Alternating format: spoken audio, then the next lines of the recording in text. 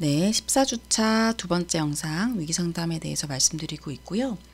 앞에서 조금 간단히는 말씀드렸는데 일단 고통을 알아주는 부분에 있어서는 일반적인 내담자보다 좀 더 공감과 반영에 힘써야 돼요.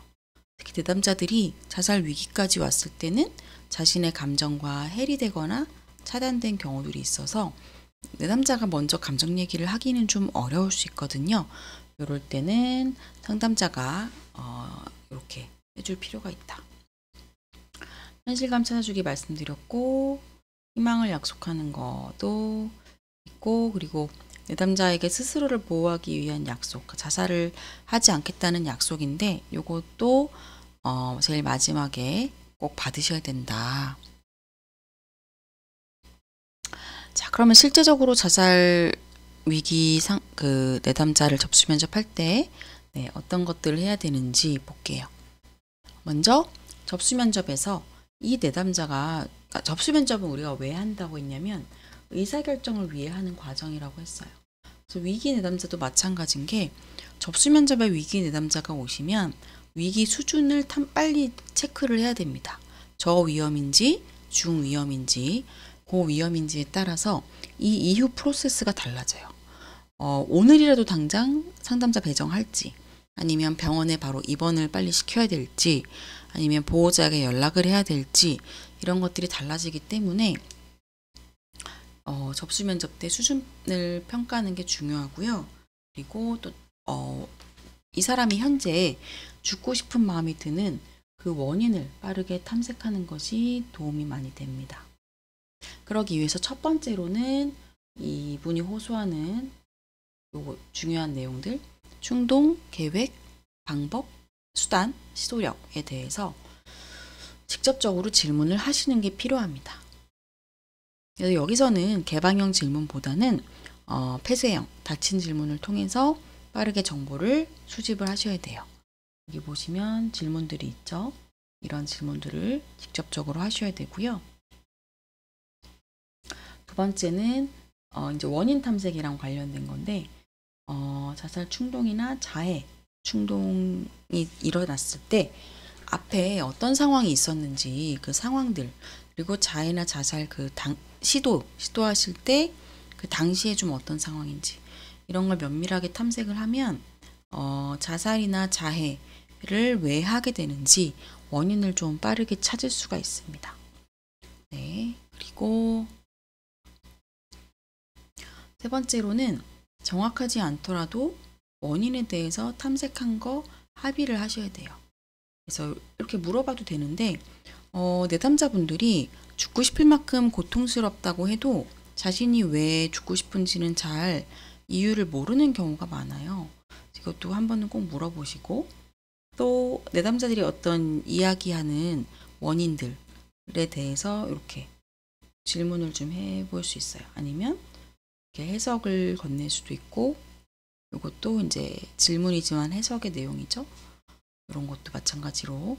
그래서 이걸 해야 되는 이유는 상담자도 내담자가 왜 죽고 싶은지 빨리 파악해야 되지만 내담자도 자신이 왜 죽고 싶은 마음이 드는지를 스스로 그 원인을 알게 되면 이 죽고 싶은 마음을 좀 진정시킬 수가 있거든요. 그러니까 그냥 막 미쳐버리겠고 죽고 싶고 그냥 이 정도 수준에서 내가 이런 이유로 죽고 싶은 마음이 드는구나. 이게 좀 정리가 되면 오히려 좀 진정이 될 수 있습니다. 네 번째는 내담자가 잘 지각을 못할 수도 있고요. 왜냐? 앞에서 말씀드린 것처럼 이 정도로 이제 심리적인 어려움이 커졌을 때는 해리되어 있는 경우들이 있기 때문에 그리고 응답을 잘 못할 수도 있습니다. 그럴 때는 상담자가 선택지를 주는 거예요. 내담자가 스스로 잘 못 찾을 수 있기 때문에 그래서 감정 반영을 상담자가 되게 적극적으로 하셔야 됩니다. 고통스러웠겠네요. 충격이었겠네요. 이런 반응을 해도 되게 좋고요. 저라면 이랬을 것 같아요. 이런 얘기들 다 좀 내담자의 차단되고 해리된 마음을 알아주고 읽어주고 터치할 수 있는 그런 개입들이고요. 다섯 번째는 내담자가 받아들이지 않더라도. 왜냐하면 지금 죽고 싶을 정도까지 왔으면 매우 절망적인 상태이기 때문에 희망적인 얘기를 하는 게 와닿지 않을 수 있어요. 그렇기 때문에 안 받아들일 수는 있지만 그래도 하셔야 됩니다.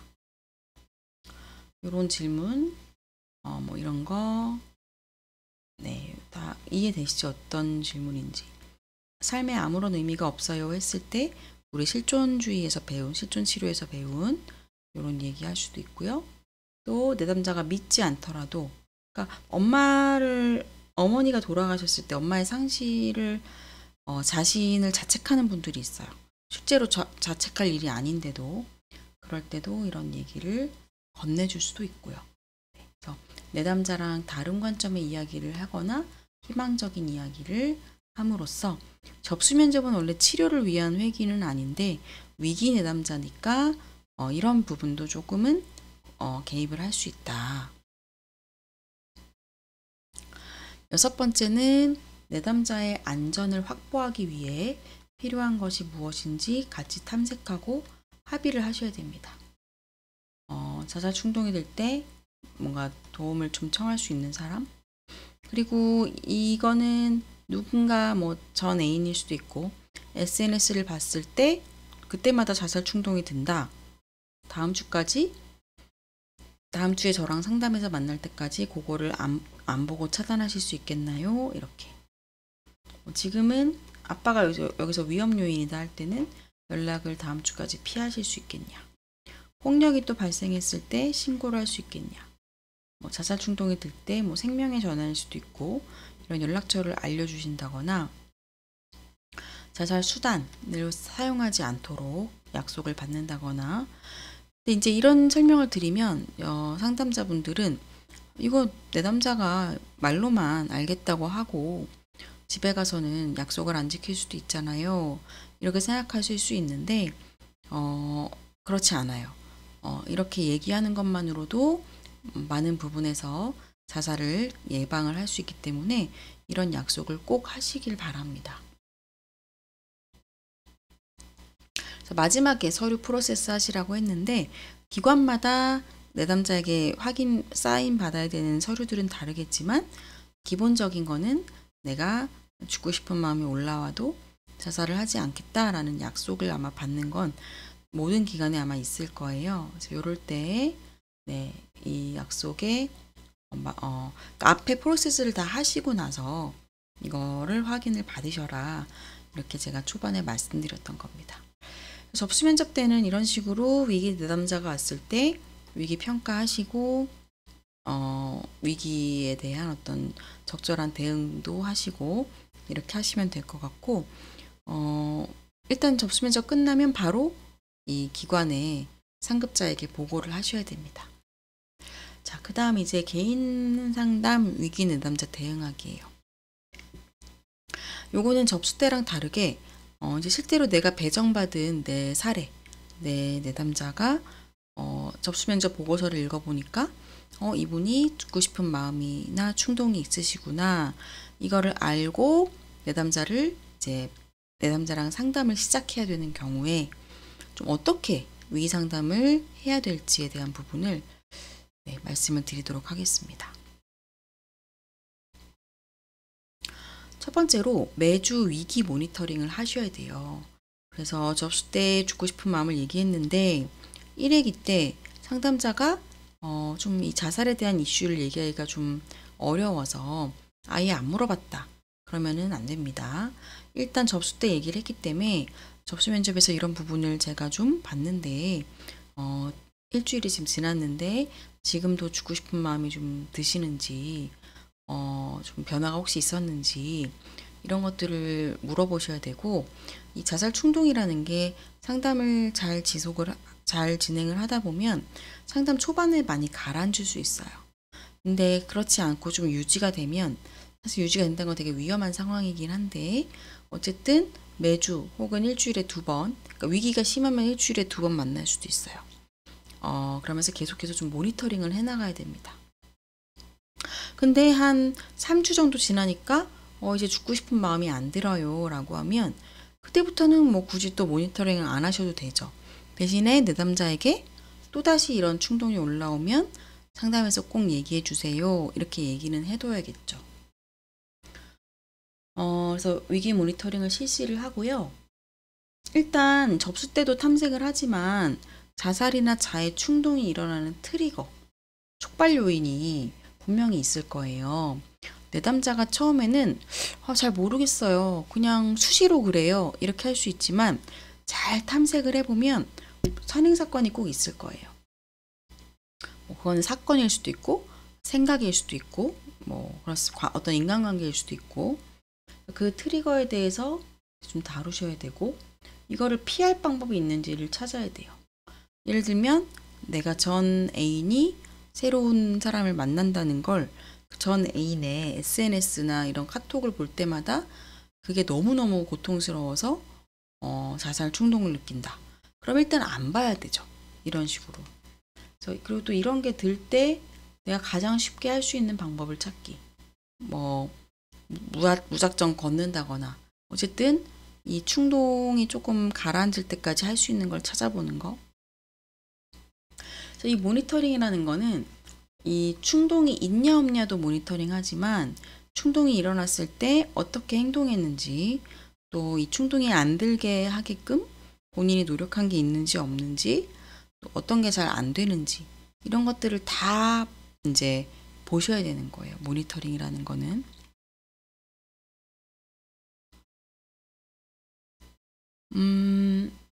요거는 접수 때도 좀 말씀드린 건데 처음부터 위기 내담자라는 걸 알고 만날 수도 있고 그게 아니라 접수 면접 내용에는 위기에 대한 사항이 없었는데 실제로 만나서 한 2, 3회기 정도 상담을 진행하고 나서 내담자가 얘기할 수도 있어요.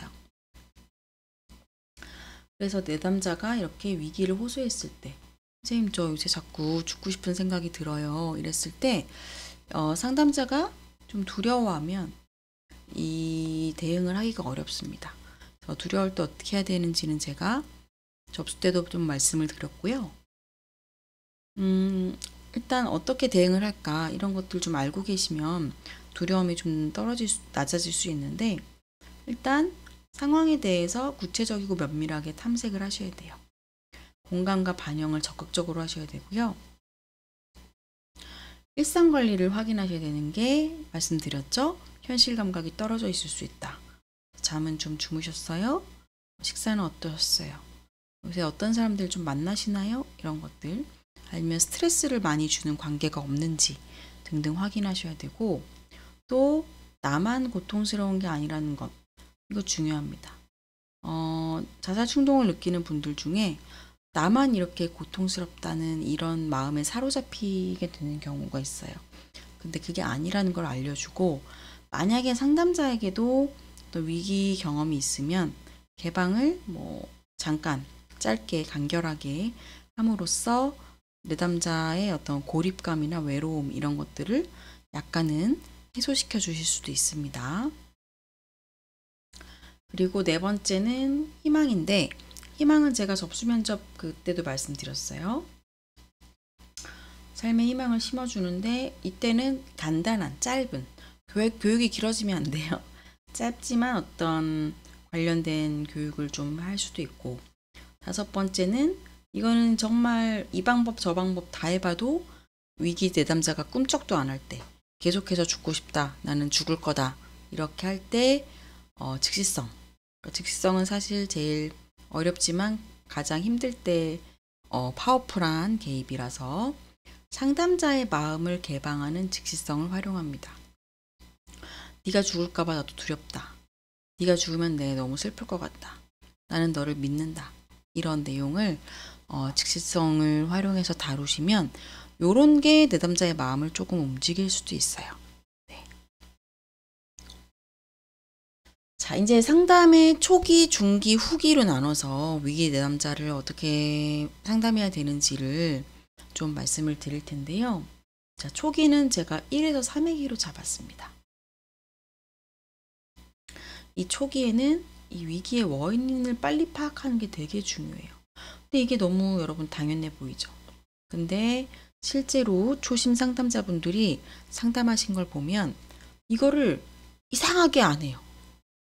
내담자가 죽고 싶다고 하는데 뭐 그 외적인 얘기들을 자꾸 얘기하지 핵심적인 부분을 자꾸 보류한단 말이에요. 근데 그렇게 되는 이유는 내담자는 자기도 모르게 무의식적으로 자신의 핵심 문제를 얘기를 안 하는 그런 방어를 보이고 상담자도 그 방어에 휘말리는 거죠. 그러면 중요한 핵심 문제를 못 다룰 수가 있어요. 당연히 이 위기의 원인 파악이 안 된 상태로 상담을 5회기, 10회기 하면 효과도 떨어지고 내담자의 위기가 잡히지가 않아요. 잡힌다는 건 이제 없어져야 되는 건데 그게 안 되기 때문에 내담자가 자신이 왜 죽고 싶은지 자신의 위기에 대해서 잘 원인을 모를 수도 있습니다. 그럴 때는 상식적인 문제부터 확인을 합니다. 진로에서의 어려움이 있는지, 직업상의 직업 내 괴롭힘이 있을 수도 있고, 아니면 진로 고민이 너무 좀 해결이 안 되고 막막하거나 생계랑 관련될 수도 있고요. 아니면 인간관계. 이거 사실 제일 좀 많을 수 있어요. 또 트라우마. 이런 것들을 좀 점검을 해보시고 상담자가 이거에 대해서 질문하는 거를 좀 멈칫하시는, 망설이시는 분들도 계신데 상담자가 두려워하면 내담자는 얘기할 곳이 없습니다. 이게 두려울 때는 내가 상담 경력이 아직 길지 않아서 이 핵심 이슈가 되게 막 크고 무겁게 느껴질까봐 질문을 못할 수가 있는데 일단은 물어보세요. 일단 물어보시고 이 내담자의 핵심 이슈, 예를 들면 성폭력 관련된 이슈인데 내가 초심 상담자라 성폭력에 대해서 너무 다루기가 어렵다. 그래도 일단은 묻고요. 그걸 들었을 때 너무 이게 내가 어떻게 될지 모르겠다 하면은 차라리 그거를 개방하고 의뢰를 하셔도 돼요. 물론 이제 의뢰를 안 하고 진행할 수 있으면 좋겠지만 그래서 내가 어렵다고 해서 아예 그거를 확인도 안 하면 내담자를 계속 위험한 상태에 둘 수 있다. 또 상담자의 미해결된 과제 때문인가?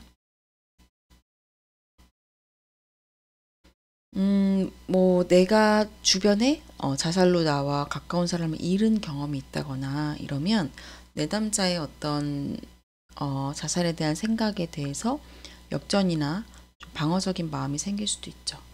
그래서 개인 분석, 이런 훈련 이런 것들 꼭 하시고 근데 개인 분석이나 훈련으로 좀 안 될 수도 있어요. 그럴 때는 내담자의 자살 위기가 지속되면 안 되기 때문에 리퍼를 빨리 하시는 게 나을 수도 있습니다. 그래서 어쨌든 제가 쉽지는 않은데 3회기 안에는 내담자가 왜 죽고 싶은 마음이 드는지가 빨리 파악이 돼야 돼요. 그게 안 되면 내담자의 자살 생각, 자살 충동을 잡을 수가 없습니다.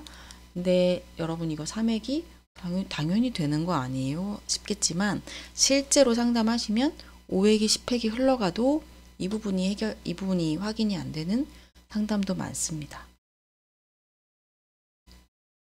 자, 갑자기 이제 뜬금없는 복지로 홈페이지가 나와 있는데 이게 좀 몇 년 전에 제가 캡처한 거라 지금은 홈페이지 모양이 바뀌었을 수도 있는데 이걸 왜 넣었냐면 자, 상담 초기에 죽고 싶은 원인을 파악을 했더니 알고 봤더니 그게 생계나 경제적인 이유 때문이거나 아니면 가족 내에 자신을 학대하는 사람이 있거나 이럴 때는 일주일에 한 번 받는 상담으로 자살 충동을 낮추기는 어려워요. 그럴 때는 이 내담자가 받을 수 있는 그러니까 자살 위기의 원인이 되는 트리거를 빨리 없애줘야 됩니다.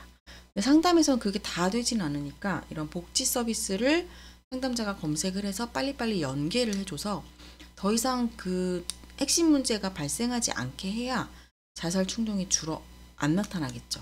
그래서 이런 사이트를 통해서 알아보실 수가 있고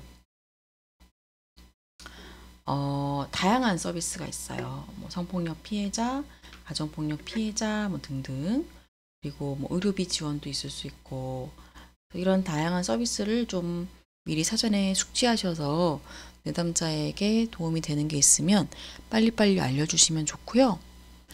자, 이제 중기가 됐습니다. 중기에 뭘 해야 되느냐? 초기에는 핵심 이슈가 뭔지 빨리 찾아요. 중기에는 그걸 빨리 다뤄줘야 됩니다.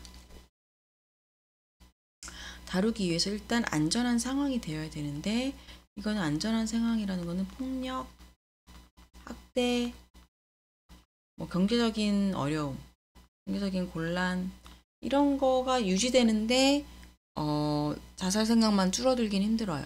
그래서 이런 것들이 좀 없을 수 있는 그런 상황이 되도록 내담자를 좀 설득해 하고요.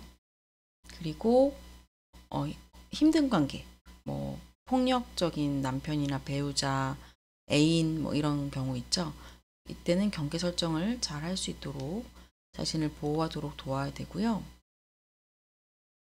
그리고 과거의 트라우마 때문에 죽고 싶은 경우에 이 트라우마 기억 작업을 해야 돼요. 뭐 성폭력일 수도 있고 뭐 가정폭력일 수도 있는데, 근데 이거는 매우 필수적이긴 하지만 제가 매우를 2번이나 써놨는데, 내담자에 따라서는 되게 취약할 때가 있어요. 취약할 때 이 트라우마 기억 작업하면은 많이 힘들 수 있기 때문에 내담자하고 합의가 필요할 수 있고, 너무 내담자가 취약하면 이 기억 작업하기 전에 내담자의 안전이나 일상 관리를 먼저 확보해서 내담자가 좀 마음이 이 트라우마 기억 작업을 하는 게 좀 감당이 될 것 같다 할 때 이 기억 작업을 해주시면 되고요. 내담자의 어떤 핵심 이슈가 밝혀지면 관련 기억, 이거 뭐 좋은 거라기보다는 좀 트라우마적인 걸 얘기하겠죠. 이런 기억을 상담해서 작업을 해서 이 트라우마 기억의 영향력을 줄여주셔야 됩니다. 그러기 위해서는 여러 가지 기법들을 좀 알고 계셔야 돼요. 트라우마 기억을 다루는.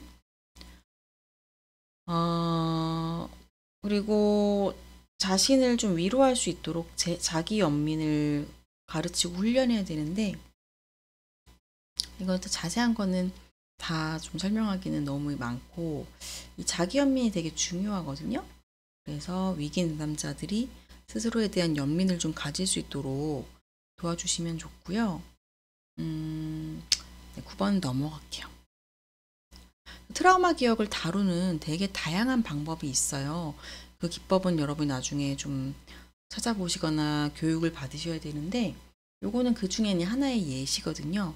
요거는 제가 이제 이 기법을 좋아해서 제 논문에도 쓰기도 했는데, 보시면, 여기 보시면 1단계가 심상 노출, 2단계 주도 심상, 3단계 자기 양육 심상이에요. 그래서 보시면 일단은 트라우마 기억을 떠올리시고, 그 안에서 내가 그 기억 속의 장면을 원하는 대로 좀 바꾼다면 어떻게 바꾸고 싶으냐, 이걸 심상제각본 기법이라고 하는데요. 그런 걸 좀 하고요. 그리고 3번째로 그 트라우마, 내 기억 속의 어린 나죠. 내가 10살 때 트라우마가 있었으면 10살의 나를 좀 돌봐주는 그런 심상 작업을 합니다. 이렇게 3단계를 통해서 트라우마 기억의 영향력이 많이 줄어들게 될 수가 있는데, 요거를 구체적으로 이렇게 한번 내용을 보시면 돼요. 이거는 상담 멘트는 아니고 제가 논문 쓸 때 실험할 때 요걸 가지고 실험해서 이렇게 이제 멘트들이 있는데, 요런 내용만 좀 참고를 하시면 될 것 같고, 상담 후기는 더 이상 자살 충동이 자살 생각이 없어진 단계입니다. 그러면 이제 다시 현실로 적응과 복귀를 해야 되는 거죠. 그동안 놓쳤던 것들을 좀 챙겨야 돼요. 학점 관리, 졸업 준비, 대학생 위주로 써 있긴 한데, 사회인이면 직장에서의 적응이나 등등. 그래서 어쨌든 더 이상 위기를 호소하지 않으면 다시 자기의 삶에 잘 적응하고 살아가실 수 있도록 이런 여러 가지 작업들을 좀 해주시면 되고, 이제 이후 앞으로의 삶에 대해서 함께 목표 세우고 계획도 같이 짜볼 수가 있습니다. 그래서 개인 상담에서는 제가 초기, 중기, 후기로 나눠서 어떻게 위기 상담을 하시는지 이렇게 좀 간단하게 살펴봤고요. 이 뒤에 보시면 제가 자해 상담에 대해서도 내용을 좀 넣어놨어요. 근데 시간상 설명을 다 드리긴 어려울 것 같고, 사실 청소년 자해 문제가 심각합니다. 그래서 자해는 여기 보면 비자살적 자해라고 되어 있잖아요.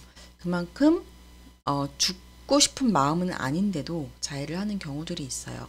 그래서 이 자해를 하는 내담자들을 상담에서 만나게 되면 왜 자해를 하는지 이런 것들을 좀 이해하고 있어야 상담을 할 수가 있거든요. 그래서 이 내용들은 여러분이 슬라이드 보시면서 좀 공부를 해보시면 좋을 것 같고요. 자해의 유형, 그리고 어떻게 좀 자해 상담이 이루어져야 되는지, 네, 이런 내용 제가 넣어놨고, 비슷해요. 사실 자살 위기 내담자 상담이랑 비슷하고 초기, 중기에 따라서 이렇게 해야 되는 것들이 다릅니다. 그리고 뒤에는 제가 자살 자해 위기 사례를 좀 넣어놔서 좀 참고를 하시고, 네, 위기 사례도 이렇게 넣어놨어요. 네, 그래서 위기 상담에 대한 강의는 제가 여기까지 하도록 하고요. 네, 그동안 수고 많으셨습니다. 감사합니다.